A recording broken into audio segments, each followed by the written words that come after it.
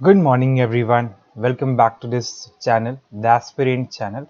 और again sorry, थोड़ी सी इनकन्सिस्टेंसी हो जाती है and I am very sorry at my on my side. But चलिए स्टार्ट करते हैं आज की क्लास। लेक्चर नंबर 8 है हमारा और आज हम लोग पढ़ने वाले हैं इट्स ऑल अबाउट दिस। पहले मैं इसको बैक कर लेता हूँ थोड़ा सा, ठीक है? आवाज़ आ रही है? हेलो हेलो हेलो, आवाज़ आ रही है? ओके ओके, चलो पहले मैं यहाँ से इसको पेन सेलेक्ट कर लेता हूँ, राइट? ठीक है, और यहाँ पे अपन ये कर लेंगे, ठीक है, परफेक्ट। ओके, देखिए, तो हमने लास्ट क्लास में कहाँ तक पढ़ा था? स्टैट्यूटरी लिक्विडिटी रेशियो पढ़ा, बैंक रेट पढ़ा था, उसके बाद रिजर्व रेशियो पढ़ा, रेपो रेट पढ़ा and we discussed all those things. लेकिन अभी जो सबसे इंपॉर्टेंट चीज़ हम लोग पढ़ने वाले हैं, it's all about this open market operation. क्या होता है? देखिए, ओपन मार्केट ऑपरेशन ना बहुत इंटरेस्टिंग चीज़ है। जैसे मान लीजिए हमने पढ़ा था कि गवर्नमेंट की बहुत सारी सिक्योरिटीज होती है, ट्रेजरी बिल्स होता है, कैश मैनेजमेंट बिल्स होता है, ये सब चीज़ें तो होती हैं। अब गवर्नमेंट के सिक्योरिटीज को बेचना या खरीदना कौन करता है? ये आरबीआई करती है, ये हमने भी देखा था।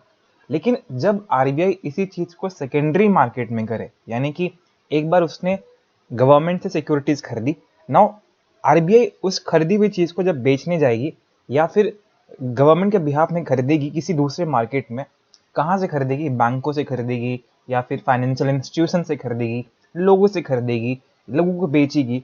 तो इस पूरे प्रोसेस को बोलते हैं हम लोग ओपन मार्केट ऑपरेशन। लेकिन अब जो क्वेश्चन अराइज होता है कि ये करता क्यों है, ये बैंक, ये आरबीआई ऐसी करती क्यों है? इसका दो ही मकसद है, हमें जानना है। हमें पता है कि जो मॉनेटरी पॉलिसी है उसका मेन मकसद क्या है? प्राइस स्टेबिलिटी को मेंटेन करना, लिक्विडिटी को मेंटेन करना। इसी मेंटेनेंस, इसी ऑब्जेक्टिव के साथ चीजें की जाती है ओपन मार्केट ऑपरेशंस में, जहां पे फाइनेंशियल इंस्टीट्यूशंस या बैंक से हम चीजें लेते हैं या फिर उनको देते हैं, या वो इंसान को भी दे सकते हैं जो कॉमन पीपल है, कॉमन हाउस होल्ड है। इसका मेन मकसद क्या है? और एब्जॉर्प्शन करना किस चीज का? लिक्विडिटी को। ठीक है, मान लो कि अगर इकोनॉमी में इन्फ्लेशन है, यानी कि प्राइसेस काफी ज्यादा है, उस केस में इन्फ्लेशन को कंट्रोल करने के लिए आरबीआई बेसिकली क्या करेगी? हमें पता है कि इन्फ्लेशन है, इसका मतलब है कि डिमांड ज्यादा है, मनी लोगों के पास बहुत ज्यादा है, मनी सप्लाई बहुत ज्यादा है। उस केस में आरबीआई क्या करती है? मनी सप्लाई को कम कर देगी, क्योंकि मनी की सप्लाई ज्यादा है, उसके चलते डिमांड ज्यादा है चीजों का। तो आरबीआई बेसिकली इन्फ्लेशन को कंट्रोल करने के लिए मनी सप्लाई कम कर देती। कैसे कम करेगी? जैसे मान लो यहाँ पे मनी सप्लाई, ठीक है, अभी है, एंड गवर्नमेंट सिक्योरिटीज, ये एक पेपर है, गवर्नमेंट सिक्योरिटीज एक पेपर है, ठीक है। मनी सप्लाई तो कैश है, राइट, या किसी भी फॉर्म में हो सकता है। तो जब आरबीआई को मनी सप्लाई कम करना है, उस केस में वो गवर्नमेंट सिक्योरिटीज को बेचेगी। जैसी बेचेगी, गवर्नमेंट सिक्योरिटीज लोगों के हाथों में जाएंगे, और जैसी गवर्नमेंट सिक्योरिटीज लोगों के हाथों में जाएंगे, उसको खरीदने के लोगों को पैसा देना पड़ेगा। तो अल्टीमेटली लोगों के पास जो पैसा है वो कहाँ आ जाएगा? वो आरबीआई के पास आ जाएगा। इन दिस वे जो है बेसिकली क्या है, जो मनी सप्लाई है, वो मनी सप्लाई जो है वो कम हो जाएगा। ठीक है, अब ये तो पहला तरीका हो गया कि मान लो इन्फ्लेशन है तो उसने मनी सप्लाई कम कर दिया। लेकिन जब इन्फ्लेशन नहीं है, उस केस में सरकार को लगता है या फिर आरबीआई को लगता है कि there is a need to increase the money supply. उस केस में क्या करेगी? जब मनी सप्लाई इंक्रीज कर रहे हैं तो बोलेगी भाई आपके पास जितना भी गवर्नमेंट सिक्योरिटीज है ना, वो हमें दे दीजिए। ठीक है, अब जैसे गवर्नमेंट सिक्योरिटीज आप लोगे तो आप पैसा दोगे ना, तो ultimately this is the way that RBI actually operationalize this liquidity function वाली चीज। अब दो तरीके से होता है। जैसे मान लो कि एक तो आउटराइट ओएमओ है, यानी कि outright operation, open market operation है, और एक है एलएएफ, ठीक है, ओपन मार्केट ऑपरेशन है। आउटराइट ओएमओ जो होता है वो जनरली आपका परमानेंट होता है नेचर में, यानी कि जब सेंट्रल बैंक आपसे खरीदती है या आपको बेचती है ये सारी सिक्योरिटीज, तो ये बोलती है कि हम या तो बाद में खरीदेंगे आपसे या बाद में हम ले लेंगे, क्योंकि अभी टेम्परेरी चीज है, ये हमको टेम्परेरी जो मिसमैच हुआ है उसको टारगेट करना है। लेकिन जो एलएएफ होता है ना, ये ऐसा ऑपरेशन है जहां पे सेंट्रल बैंक जब खरीदेगी या सेल करेगी गवर्नमेंट की सिक्योरिटीज को, तो उस एग्रीमेंट में ये लिखा हुआ है कि कि मतलब जैसे मैंने क्या बोला कि आउटराइट ओएमओ जो है यहाँ पे जनरली ये परमानेंट है। मतलब जब सेंट्रल बैंक चीजें खरीदती हैं या बेचेंगी तो उसमें कुछ लिखा हुआ नहीं है कि हम कब लेंगे कब नहीं लेंगे, ऐसा कुछ गारंटी नहीं दिया गया है। लेकिन जो एलएएफ है यहाँ पे पूरा मेंशन होता है उस एग्रीमेंट में कि when we are going to sell this, when we are going to buy this, यही है आपका आउटराइट OMO और LAF। वहां पे मैंने उल्टा बता दिया था, I am so sorry for that, but ठीक है। Next we have this market stabilization scheme. क्या है मार्केट स्टेबलाइजेशन स्कीम? देखिए इंटरेस्टिंगली 1991 के बाद से, खासकर भारत के केस में, जब से कैपिटल इनफ्लो बढ़ा है, यानी कि the fund we are having, जो हमें फंड मिल रहा है फ्रॉम अक्रॉस द ग्लोब, उसके बहुत सारे बेनिफिट है। उस एडिशनल फंड के चलते now you have this investment, आपके पास इन्वेस्टमेंट बढ़ने लगा है, आपके चलते काफी इकोनॉमिक ग्रोथ बूस्ट होने लगा है, you are like building infrastructure. तो उस कैपिटल इनफ्लो के चलते बहुत सारी चीजें तो अच्छी हुई हैं, लेकिन उसी कैपिटल इनफ्लो के चलते आपके यहाँ बहुत सारी डिस्टेबलाइजिंग साइड इफेक्ट आ गया है। जैसे जैसे मान लो कि अगर आप कैपिटल लेके आ रहे हो, जैसे मान लो कि एक फॉरेनर है ए, ठीक है, ये भारत में कैपिटल लेके आता है डॉलर। अब क्योंकि उसके पास डॉलर ही है तो भारत लेके आएगा डॉलर, ये इन्वेस्ट करना चाहता है भारत में, लेकिन जब वो इन्वेस्ट करना चाहेगा उसको रुपये में कन्वर्ट करना पड़ेगा।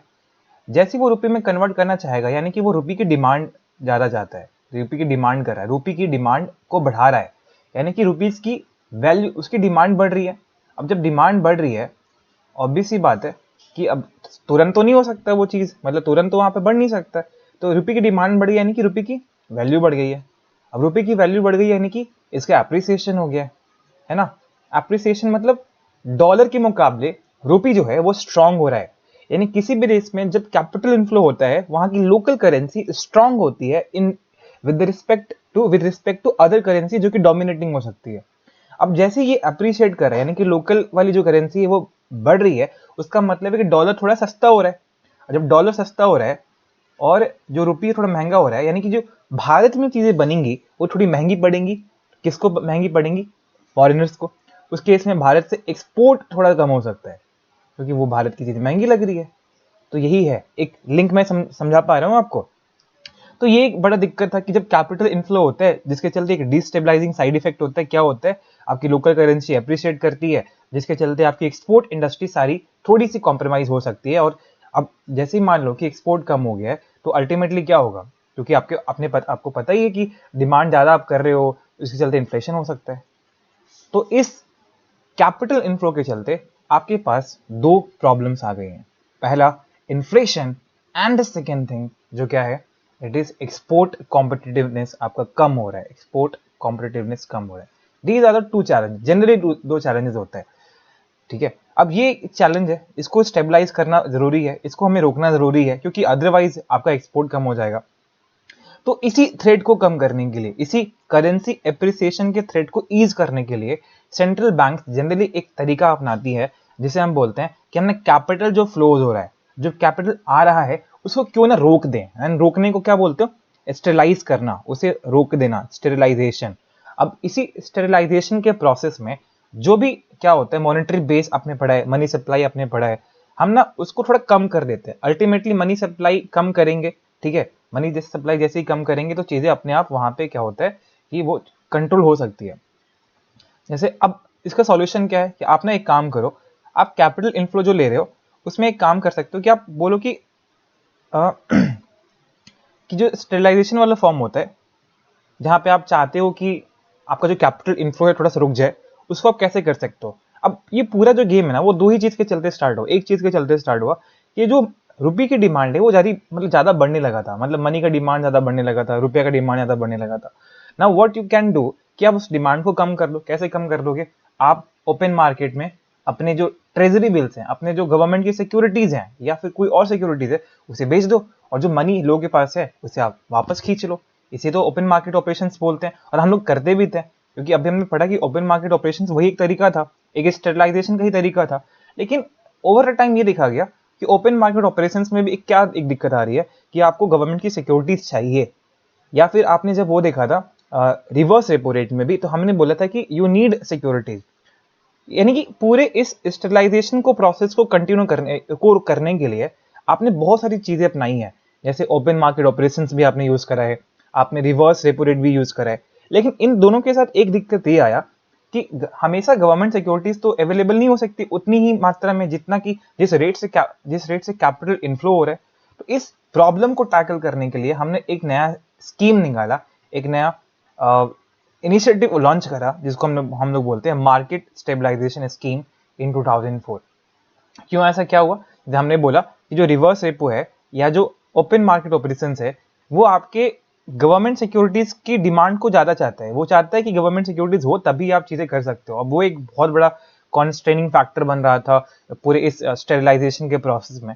और साथ ही साथ आपको ये पता है कि जो रिवर्स रेपो है वहां पे भी आपको पैसा रखने के लिए जो कॉस्ट लगता है, स्टेरिलाइजेशन कॉस्ट लगता है, जिसके चलते आरबीआई की प्रॉफिट शायद हैम्प हो सकती है ना। तो इन सारी चीजों को टैकल करने के लिए we started this market stabilization scheme in 2004। तीनों का मेन मकसद क्या है? तीनों का मेन मकसद स्टेरिलाइजेशन ही है, जैसे यहाँ पे भी लिखा हुआ है it is instrument of sterilization. जिसके चलते अब क्या होता है इसमें, आरबीआई के पास पावर है कि वो गवर्नमेंट को ट्रेजरी बिल्स या medium duration dated securities issue कर सकती है जो भी लिक्विडिटी एब्जॉर्प्शन करना है। अब 2004 में इसे इंट्रोड्यूस किया गया एंड इसे आरबीआई मतलब ऑपरेट करती है, इतना आपको ध्यान में रखना है, ठीक है। तो जनरली वही पूरा इसमें भी सिस्टम रहेगा कि आप सिक्योरिटीज बेचोगे, सिक्योरिटीज कर लोगे, बॉन्ड बेचोगे, बॉन्ड कर लोगे, और जिसके चलते आप चीजें कर पाओगे, ठीक है। ओके, अब last but not least, monetary policy हमने जो पढ़ा अभी तक, मॉनेटरी पॉलिसी दो तरीके की हो सकती है। एक एक्सपेंशनरी मॉनेटरी पॉलिसी एंड दूसरा है कॉन्ट्रैक्शनरी मॉनेटरी पॉलिसी। अब एक्सपेंशनरी मॉनेटरी पॉलिसी का सिंपल सा मतलब है कि जब आपको लगता है कि आप ना ऐसी चीजें रेगुलेट करो, ऐसी टूल्स लेके आओ जिसके थ्रू मेरा जो इंटेंशन है मार्केट में पैसा ज्यादा सप्लाई करने का है। मार्केट में पैसा जो है या मनी जो है उसको अगर मेरा इंटेंशन है ज्यादा करने का, सप्लाई ज्यादा करने का, तो इसका मतलब है कि you want to expand the market, you want to expand the market जहां पे मनी ज्यादा हो। तो उसके लिए आप क्या करोगे, जो भी आप रेट है, जैसे जो रेट जिस रिपो रेट पे आप लोन देते हो वो सस्ता कर दोगे, ताकि बैंकों के पास जब कम रेट पे लोन मिलेगा, जब बैंकों को भी कम रेट पे लोन मिलेगा तो डेफिनेटली वो फर्दर क्या करेंगे, जो इन्वेस्टर्स हैं उनको भी कम रेट पे पैसा देंगे एंड डेफिनेटली वो इन्वेस्ट ज्यादा करेंगे, फिर मैन्युफैक्चरिंग ज्यादा होगी, कंजम्पशन ज्यादा होगा, तो यस एक्सपेंशनरी पॉलिसी हो जाएगी। कॉन्ट्रैक्शनरी का सिंपल मतलब है जब आप मार्केट मनी को थोड़ा सा कॉन्ट्रैक्ट करना चाहते हो, जहां पे आप मनी सप्लाई को रिड्यूस करना चाहते हो। अब इस केस में बेसिकली आप जितना भी रेपो रेट को बढ़ाओगे तो उससे क्या होगा, बैंकों को बहुत महंगा मिलेगा लोन, और अल्टीमेटली जो इन्वेस्टर्स हैं उनको भी लोन बहुत महंगा मिलेगा। और ऐसे ही आप क्या कर पाओगे, आप बेसिकली इस चीज को टारगेट कर पाओगे कि मनी सप्लाई जो है वो कम हो जाए। एक्सपेंशनरी मॉनेटरी पॉलिसी को हम डोविस और एकोमोडेटिव मॉनेटरी पॉलिसी बोलते हैं, इजी मनी पॉलिसी बोलते हैं, जबकि कॉन्ट्रैक्शनरी मनी पॉलिसी को हम हॉकिस या टाइट मनी पॉलिसी भी कहते हैं, ठीक है। सो दीज ये सारी चीजें हैं, आपको अभी तो इतना के लिए मतलब ये ठीक है, इतना हम लोग कर लेंगे। नेक्स्ट क्लास में देखते हैं आरबीआई और इसके फंक्शंस के बारे में। ओके, चलो ठीक है, आई होप चीजें आपको समझ में आ रही होंगी। टिल देन अगर आपको कोई भी डाउट है please do feel free to comment me down and I hope आपको चीजें अच्छी लग रही होंगी ना। कभी भी कोई भी दिक्कत हो प्लीज कमेंट में बता दीजिएगा and I will help you out, I will try my best, ठीक है। Thank you so much. So this is Nikhil Dubey signing off.